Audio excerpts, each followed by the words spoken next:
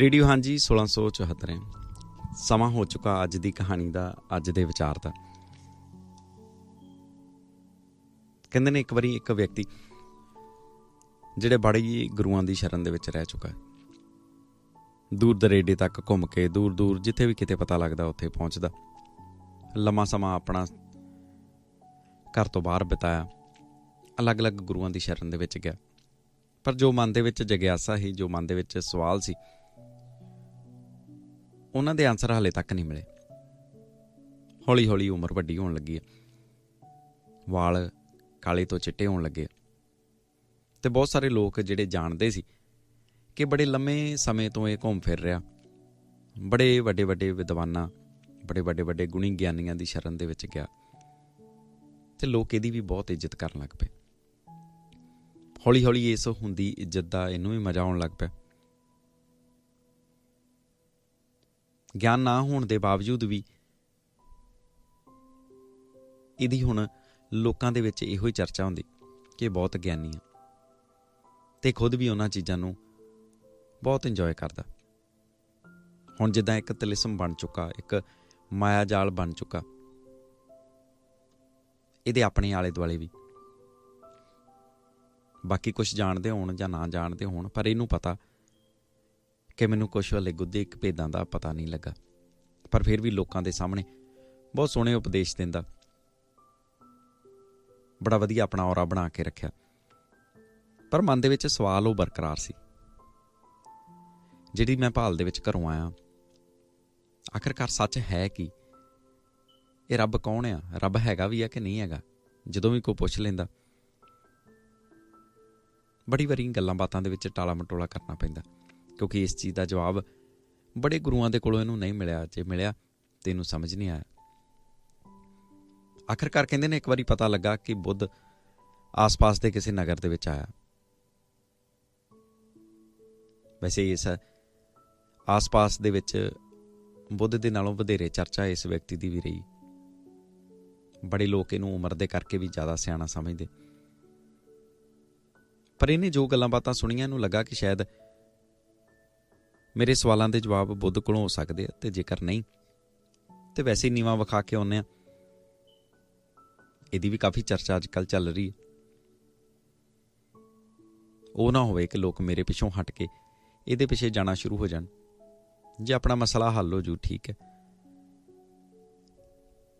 ਨਹੀਂ ਤੇ ਫਿਰ ਇਹਦੀ ਵੀ ਪੋਲ ਖੋਲੀਏ। ਕਹਿੰਦੇ ਨੇ ਜਿਹੜੇ ਬੰਦੇ ਕੋ ਖੁਦ ਕੋ ਗਿਆਨ ਨਹੀਂ ਹੁੰਦਾ, ਉਹਨੂੰ ਇੱਦਾਂ ਲੱਗਦਾ ਕਿ ਸਾਰੀ ਦੁਨੀਆ ਅਗਿਆਨੀ ਤੁਰੀ ਫਿਰਦੀ ਹੈ। ਜਿਹਦੇ ਕੋਲ ਖੁਦ ਕੋ ਗਿਆਨ ਹੁੰਦਾ, ਉਹਨੂੰ ਲੱਗਦਾ ਕਿ ਸਾਰੀ ਦੁਨੀਆ ਗਿਆਨ ਦੇ ਨਾਲ ਭਰੀ ਹੈ। ਜੋ ਤੁਹਾਡੇ ਕੋਲ ਖੁਦ ਹੁੰਦਾ, ਉਹੀ ਦੂਜਿਆਂ ਦੇ ਵਿੱਚ ਝਲਕਦਾ।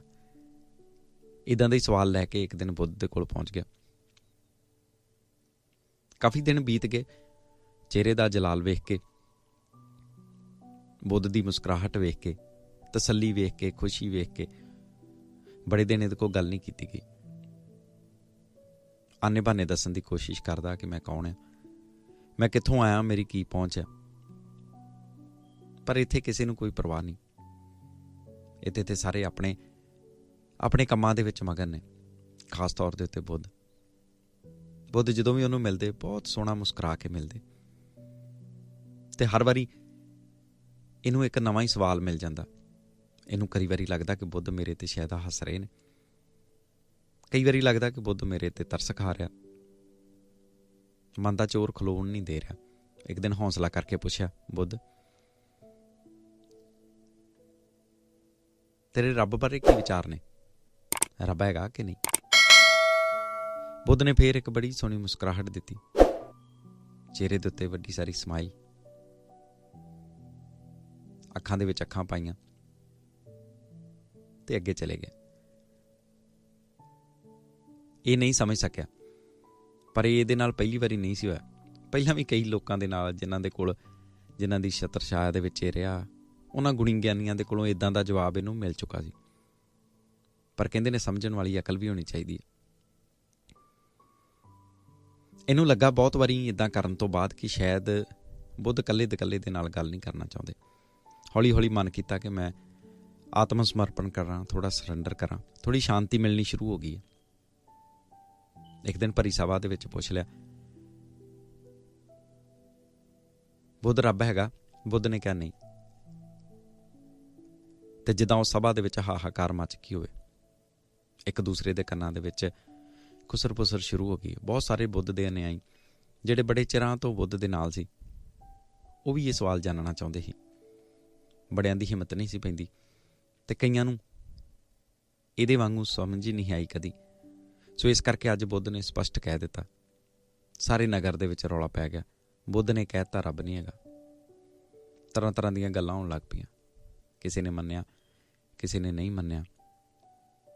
ਜਿਹੜੇ ਸਰਸ਼ੋਪੰਥ ਦੇ ਵਿੱਚ ਹੀ ਬੁੱਧ ਦੇ ਉੱਤੇ ਬਹੁਤ ਯਕੀਨ ਕਰਦੇ ਸੀ, ਉਹਨਾਂ ਨੇ ਵੀ ਮੰਨ ਲਿਆ ਕਿ ਰੱਬ ਨਹੀਂ ਹੈਗਾ। ਹੁਣ ਬੜੇ ਦਿਨ ਇਹੋ ਚਰਚਾ ਚੱਲਦੇ ਰਹੇ ਕਿ ਰੱਬ ਨਹੀਂ ਹੈਗਾ, ਪਰ ਇਸ ਵਿਅਕਤੀ ਦੇ ਸ਼ੰਕੇ ਨਹੀਂ ਮਿਟੇ।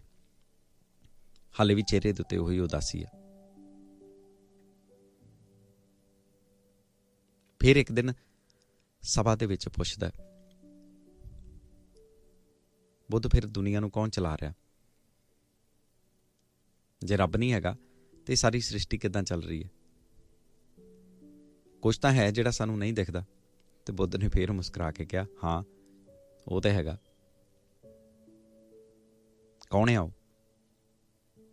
ਉਹੀ ਜਿਹਨੂੰ ਤੂੰ ਰੱਬ ਕਹਿ ਰਿਹਾ। ਸਾਰੇ ਹੈਰਾਨ ਨੇ, ਕਿੱਦਾਂ ਦੀ ਗੱਲ ਹੋਈ?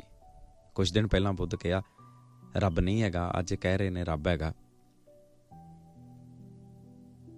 ਪਰ ਬਹੁਤਿਆਂ ਦੇ ਸਮਝ ਨਹੀਂ ਆ ਰਹੀ। ਕੁਛ ਇੱਕ ਜਿਹੜੇ ਉਸ ਅਵਸਥਾ ਦੇ ਵਿੱਚ ਪਹੁੰਚ ਗਏ ਸੀ, ਕਹਿੰਦੇ ਨੇ ਉਹ ਮੁਸਕਰਾ ਰਹੇ ਨੇ ਮਨ ਹੀ ਮਨ। ਉਹਨਾਂ ਨੂੰ ਪਤਾ ਹੈ ਕਿ ਇਹ ਕੀ ਚੱਲ ਰਿਹਾ।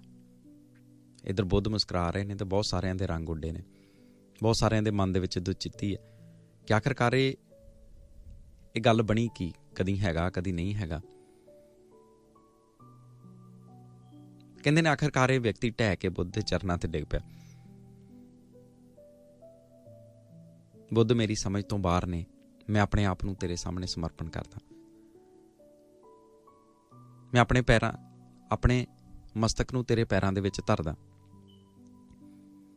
ਰੱਬ ਦਾ ਵਾਸਤਾ ਮੈਨੂੰ ਦੱਸ, ਮੇਰੀ ਸਾਰੀ ਉਮਰ ਏਦਾਂ ਹੀ ਲੰਘ ਚੱਲੀ।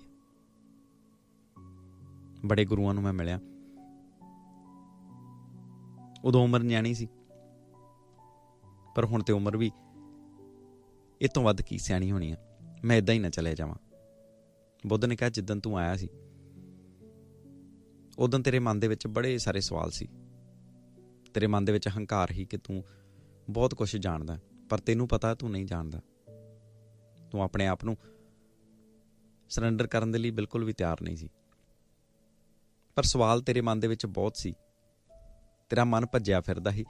ਤੂੰ ਚੈਨ ਦੇ ਵਿੱਚ ਤੇ ਨਹੀਂ ਸੀ, ਤੈਨੂੰ ਸ਼ਾਂਤੀ ਤੇ ਨਹੀਂ ਸੀ। ਤੇ ਇਸ ਵਿਅਕਤੀ ਨੇ ਕਿਹਾ ਹਾਂ।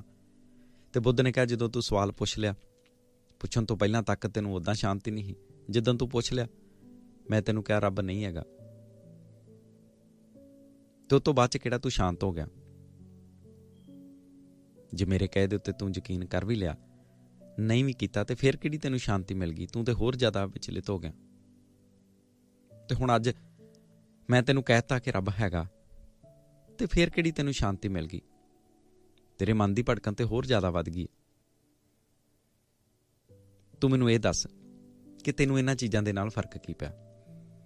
ਜਦੋਂ ਤੈਨੂੰ ਕੁਛ ਨਹੀਂ ਪਤਾ, ਨਹੀਂ ਹੀ ਗੱਲਾਂ ਤੈਨੂੰ ਸਮਝ ਆਉਂਦੀਆਂ, ਉਸ ਦਿਨ ਵੀ ਤੇਰੇ ਮਨ 'ਚ ਭੜਕਣ ਸੀ। ਜਿੱਦਣ ਤੈਨੂੰ ਮੈਂ ਕਿਹਾ ਰੱਬ ਨਹੀਂ ਆ, ਉਦਣ ਵੀ ਭੜਕਣ ਸੀ, ਤੇ ਅੱਜ ਫੇਰ ਭੜਕਣ ਆ, ਤੇ ਹੋਰ ਵੱਧਦੀ ਜਾ ਰਹੀ ਹੈ। ਤੂੰ ਸੋਚ ਕਿ ਤੇਰੀ ਜ਼ਿੰਦਗੀ ਦੇ ਵਿੱਚ ਇਹ ਚੀਜ਼ਾਂ ਮਾਇਨੇ ਰੱਖਦੀਆਂ। ਤੈਨੂੰ ਇਹ ਪਤਾ ਹੋਣਾ, ਜਾਂ ਤੁਹਾਨੂੰ ਸਾਰਿਆਂ ਨੂੰ ਜਿਹੜੇ ਬੈਠੇ ਹੋ ਇਹ ਪਤਾ ਹੋਣਾ ਕਿ ਰੱਬ ਹੈਗਾ ਜਾਂ ਨਹੀਂ ਹੈਗਾ, ਇਹਦੇ ਨਾਲ ਤੁਹਾਡੀ ਜ਼ਿੰਦਗੀ ਦੇ ਉੱਤੇ ਕੀ ਫਰਕ ਪੈ ਰਿਹਾ। ਫਰਕ ਪੈਂਦਾ ਤੇ ਉਹ ਤੁਹਾਡੇ ਮਨ ਦੀ ਤਸੱਲੀ ਦੇ ਨਾਲ, ਤੁਹਾਡੇ ਅੰਦਰ ਦੀ ਖੁਸ਼ੀ ਦੇ ਨਾਲ।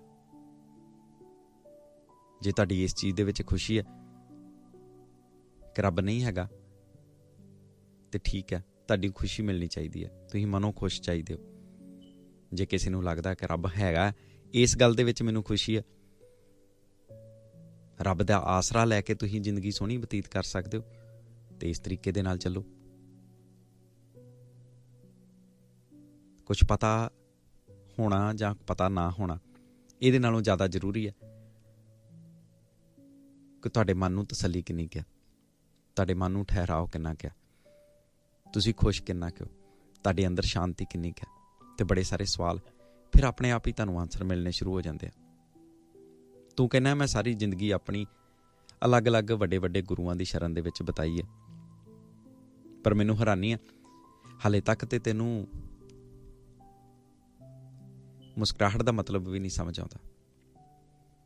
ਹਾਲੇ ਤੱਕ ਤੇ ਤੈਨੂੰ ਬੜੀਆਂ ਸਾਰੀਆਂ ਚੀਜ਼ਾਂ ਬੋਲ ਕੇ ਹੀ ਦੱਸਣੀਆਂ ਪੈ ਰਹੀਆਂ ਨੇ। ਮੈਨੂੰ ਤਰਸ ਆਉਂਦਾ ਤੇਰੇ ਤੇ ਕਹਿੰਦੇ ਨੇ ਉਸ ਦਿਨ ਤੋਂ ਬਾਅਦ ਇਹ ਵਿਅਕਤੀ ਹੋਰ ਕਿਤੇ ਨਹੀਂ ਗਿਆ, ਬੁੱਧ ਦੇ ਚਰਨਾਂ ਦੇ ਵਿੱਚ ਰਿਹਾ।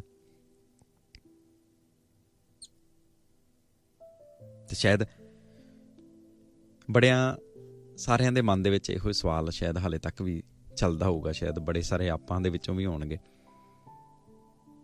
ਪਰ ਗੱਲ ਇਹ ਆ ਕਿ ਇਸ ਚੀਜ਼ ਦੇ ਨਾਲ ਫਰਕ ਕੀ ਪੈਂਦਾ। ਤੁਸੀਂ ਵੇਖੋ ਕਿ ਕਿੱਦਾਂ ਖੁਸ਼ ਰਹਿ ਸਕਦੇ ਹੋ, ਕਿੱਦਾਂ ਤੁਹਾਡੇ ਮਨ ਨੂੰ ਤਸੱਲੀ ਮਿਲ ਸਕਦੀ ਹੈ, ਤੇ ਉੱਦਾਂ ਹੀ ਖੁਸ਼ ਰਹੋ। ਤੇ ਦੂਸਰਿਆਂ ਨੂੰ ਜੇਕਰ ਖੁਸ਼ ਰਹਿਣ ਦਿਓਗੇ ਤੇ ਫਿਰ ਤੁਸੀਂ ਆਪ ਖੁਸ਼ ਰਹੋਗੇ। ਕਹਿੰਦੇ ਨੇ ਕਿਸੇ ਦਾ ਦਿਲ ਦਿਖਾ ਕੇ ਤੁਸੀਂ ਕਦੀ ਵੀ ਖੁਸ਼ ਨਹੀਂ ਰਹਿ ਸਕਦੇ। ਸੋ ਇਹ ਛੋਟੀਆਂ ਨਿੱਕੀਆਂ ਜਿਹੀਆਂ ਚੀਜ਼ਾਂ, ਨਿੱਕੇ ਜਿਹੇ ਮਣਕੇ ਪਰੋ ਕੇ ਫਿਰ ਇੱਕ ਮਾਲਾ ਬਣਦੀ ਹੈ ਤਸੱਲੀ ਦੀ। ਪਰ ਇਹ ਛੋਟੀਆਂ ਚੀਜ਼ਾਂ ਸਾਨੂੰ ਆਪਣੀ ਜ਼ਿੰਦਗੀ ਦੇ ਵਿੱਚੋਂ, ਆਪਣੇ ਆਸ-ਪਾਸ ਤੋਂ ਸਾਨੂੰ ਬਟੋਰਨੀਆਂ ਪੈਣਗੀਆਂ। ਨਿੱਕੀ ਤੋਂ ਨਿੱਕੀ ਚੀਜ਼ ਦਾ ਵੀ ਖਿਆਲ ਰੱਖਣਾ ਪਊਗਾ, ਫਿਰ ਜਾ ਕੇ ਤੁਹਾਡੇ ਮਨ ਨੂੰ ਮਿਲਦੀ ਹੈ ਤਸੱਲੀ। ਧੰਨਵਾਦ ਕਹਾਣੀ ਸੁਣਨ ਲਈ। ਜੇ ਤੁਹਾਡੇ ਕੋਲ ਵੀ ਹੈ ਅਜਿਹੀ ਹੀ ਕੋਈ ਮੋਟੀਵੇਸ਼ਨਲ ਅਤੇ ਇੰਸਪਾਇਰਿੰਗ ਕਹਾਣੀ ਤਾਂ ਤੁਸੀਂ ਸਾਨੂੰ ਮੈਸੇਜ ਜਾਂ ਈਮੇਲ ਕਰ ਸਕਦੇ ਹੋ। ਜੇ ਕਹਾਣੀ ਵਧੀਆ ਲੱਗੀ ਤਾਂ ਰੇਡੀਓ ਹਾਂਜੀ ਦੇ YouTube ਚੈਨਲ ਤੋਂ ਇਸ ਨੂੰ ਜ਼ਰੂਰ ਸ਼ੇਅਰ ਕਰੋ ਅਤੇ ਹੋਰ ਵੀ ਕਹਾਣੀਆਂ, ਵਿਚਾਰ, ਖਬਰਾਂ ਅਤੇ ਇੰਟਰਵਿਊ ਸੁਣਨ ਲਈ ਸਬਸਕ੍ਰਾਈਬ ਕਰੋ। ਤੁਹਾਡੇ ਕੋਲ ਵੀ ਹੈ ਅਜਿਹੀ ਹੀ ਕੋਈ ਮੋਟੀਵੇਸ਼ਨਲ ਅਤੇ ਇੰਸਪਾਇਰਿੰਗ ਕਹਾਣੀ ਤਾਂ ਤੁਸੀਂ ਸਾਨੂੰ ਮੈਸੇਜ ਜਾਂ ਈਮੇਲ ਕਰ ਸਕਦੇ ਹੋ। ਜੇ ਕਹਾਣੀ ਵਧੀਆ ਲੱਗੀ ਤਾਂ ਰੇਡੀਓ ਹਾਂਜੀ ਦੇ YouTube ਚੈਨਲ ਤੋਂ ਇਸ ਨੂੰ ਜ਼ਰੂਰ ਸ਼ੇਅਰ ਕਰੋ ਅਤੇ ਹੋਰ ਵੀ ਕਹਾਣੀਆਂ, ਵਿਚਾਰ, ਖਬਰਾਂ ਅਤੇ ਇੰਟਰਵਿਊ ਸੁਣਨ ਲਈ ਸਬਸਕ੍ਰਾਈਬ ਕਰੋ ਰੇਡੀਓ ਹਾਂਜੀ ਦਾ YouTube ਚੈਨਲ। ਇਹ ਹੈ ਆਸਟ੍ਰੇਲੀਆ ਦਾ ਨੰਬਰ 1 ਰੇਡੀਓ ਸਟੇਸ਼ਨ, ਰੇਡੀਓ ਹਾਂਜੀ।